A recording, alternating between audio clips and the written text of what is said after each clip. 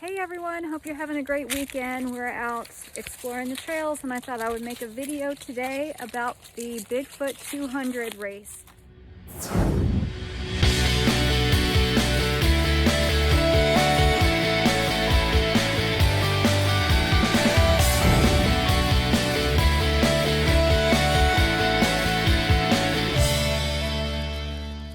This race is the first race of the Triple Crown of 200 series.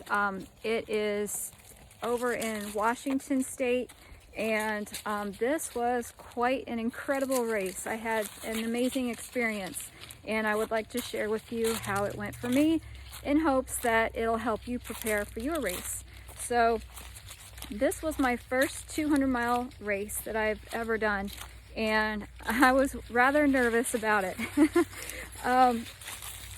It just caused me to be more prepared and as well as prepared as I could be. So I'd like to share with you what worked for me, so that you can use that information for yourself. I don't expect everyone to train as I did. I ended up taking a year off of work and hiked the Appalachian Trail to get ready for this type of elevation for this race. But there was some things that did work and didn't work for me, and I would like to go over some of that. So the first thing I did was I drove out there from Charlotte, North Carolina. I don't recommend doing that. 41 hours later, 3.5 days, I made it over to where I needed to be and started preparing for this race to start.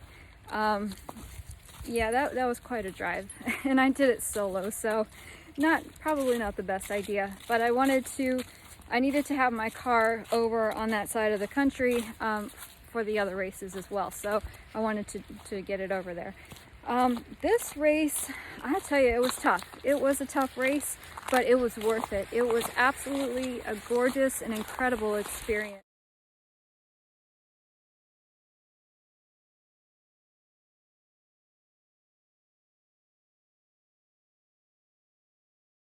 And I really loved it.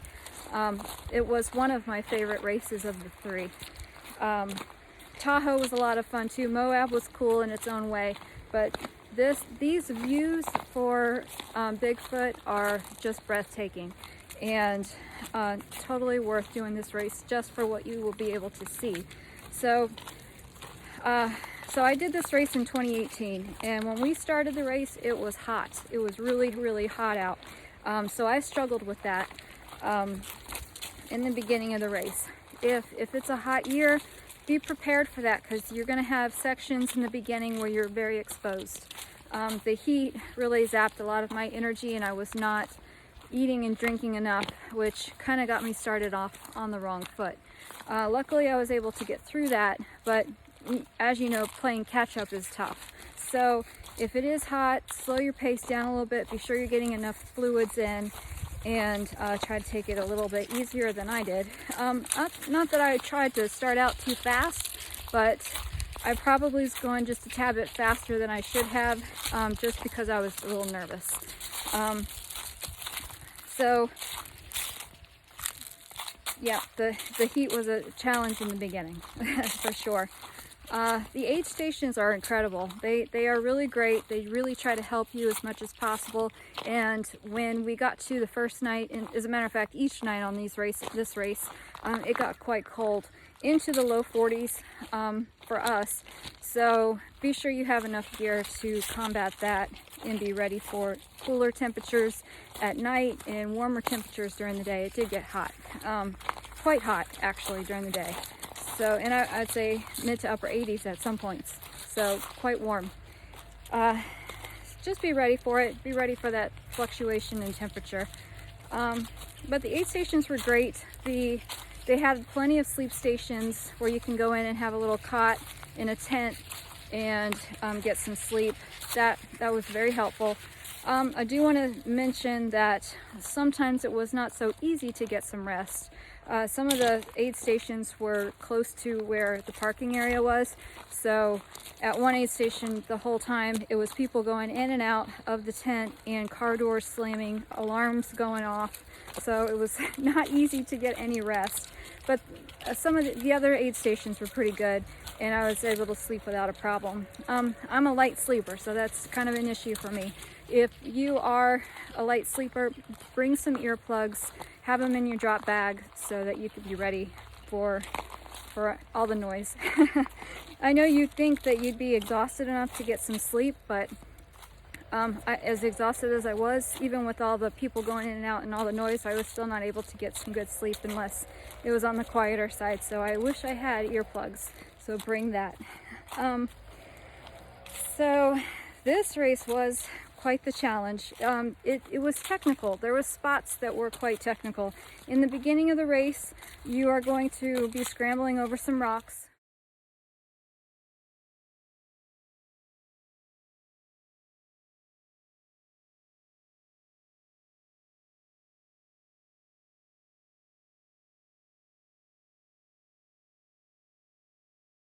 So be careful. You may want to slow down a little bit so you don't twist an ankle or have any issues with that.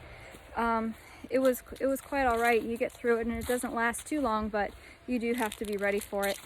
There were sections where there were some steep cliff-like spots that you want to go through.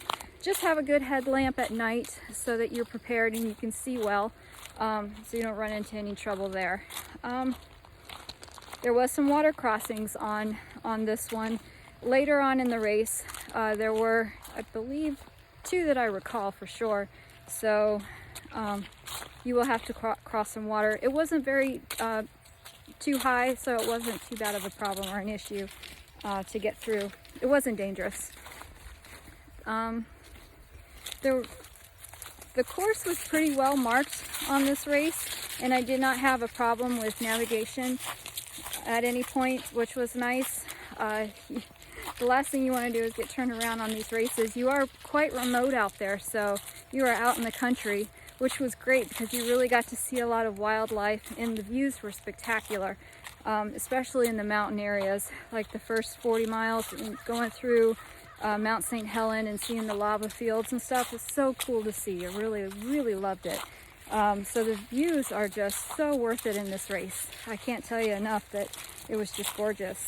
But between the aid stations, the distance was off a little bit. I did notice that.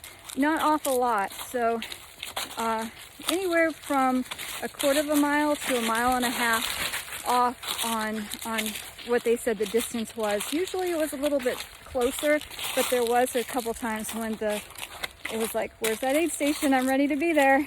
And it wasn't there yet. And they were just, I was using a Garmin Phoenix 5X, and I know it's accurate. And so just keep in mind that the distance is off on your sheets just a little bit. Not a huge deal, but nice to be aware of it. Just to keep in mind. The food at these aid stations were great. So the people and the staff were wonderful. It really made this race a lot of fun. They really try to help you in any way that they can to feel good, keep going, be strong. And it was evident with all the effort that they put in. They cook you food, actual meals, sandwiches, quesadillas, hamburgers, vegan options, lots of soup, and so helpful with whatever you need. The aid stations were also very good about your drop bags. They, at least when the year that I did it, for all of the races, they were good about getting your drop bag to where it needed to be by the time they said, and they also were good about getting all the drop bags back to the start and finish of the race when it was when the aid station closed down. So that was nice to just to one less thing to have to worry about and keep track of. So that was pretty good. I did not have a pacer through this race, and actually I didn't have a pacer through any of them, and I was able to complete all 3 of them. If you're prepared and ready and just kind of aware of your ability and what to expect, you won't have a problem. So just, I did run into an issue. I think it was around 40 or 50 miles into the race. And like I said, I got really overheated. I was not taking in enough fluids and calories, and I was really having a struggle with my left knee. The IT band was having a hard time.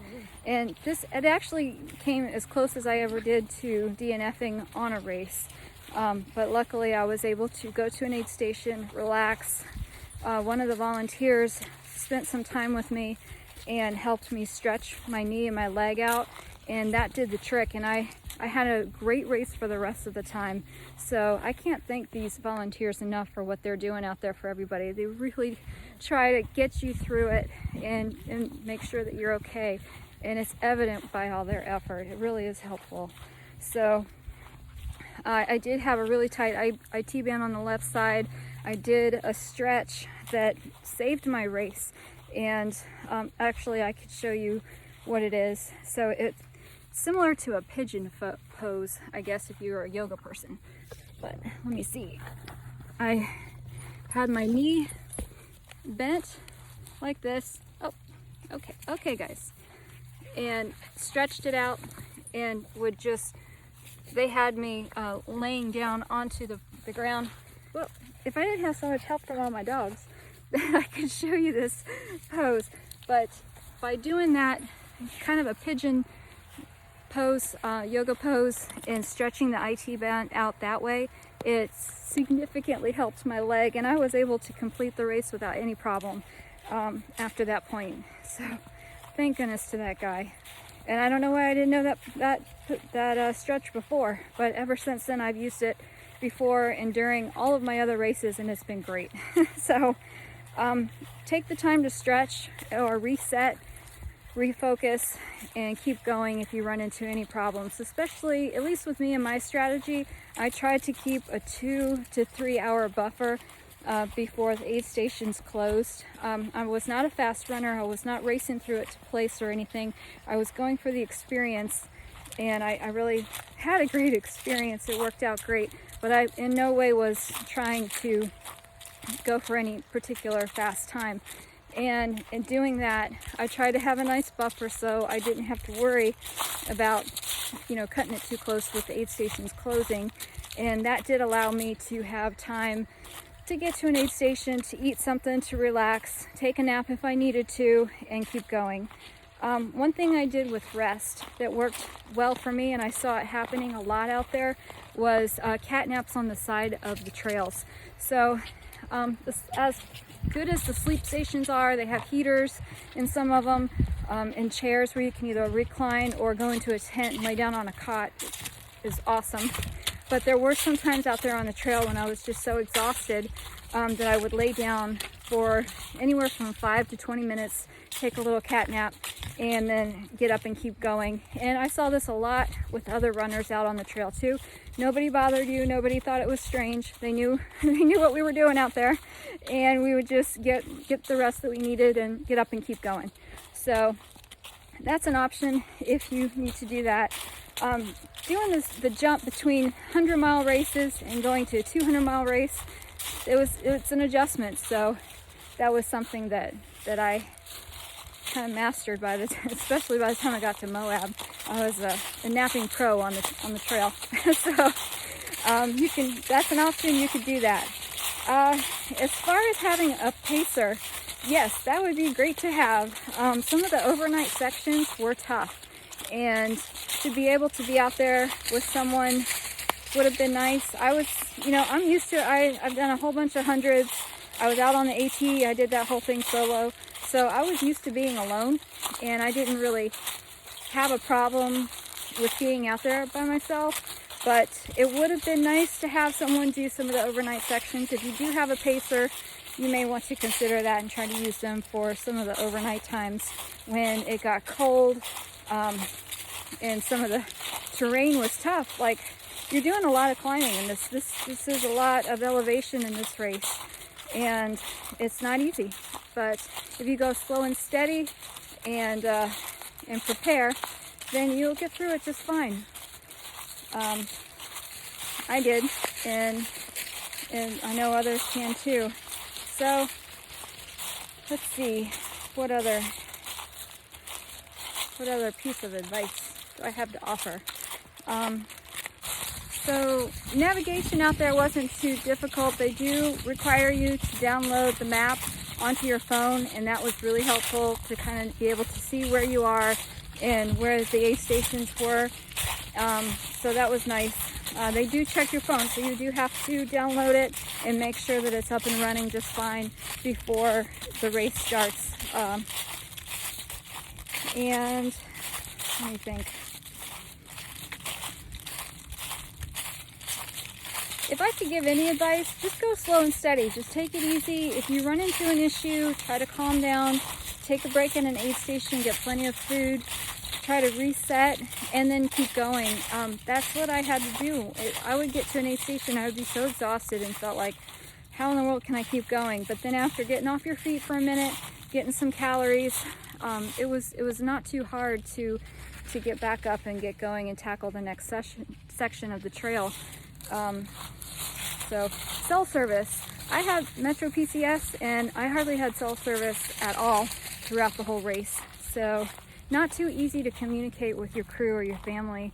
If you have that, maybe with Verizon it would be a little easier, but I'm not sure. You're out in some really remote country out there, so while it's gorgeous, you are out there.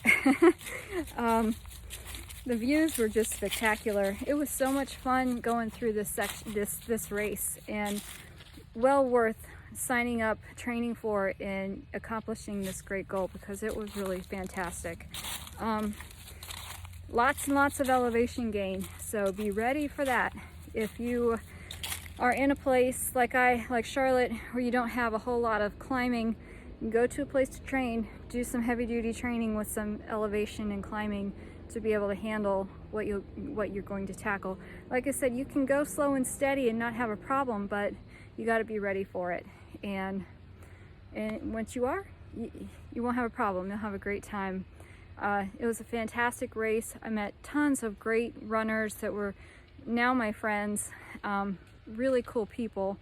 And like I said, the aid stations were fantastic. The volunteers are just, some of the best I've ever met. And it's a lot of fun, great experience. Definitely do it if you get the opportunity or chance. So I hope some of this information was helpful for you. Use what you can, be prepared, and have a fantastic time. All right, take care.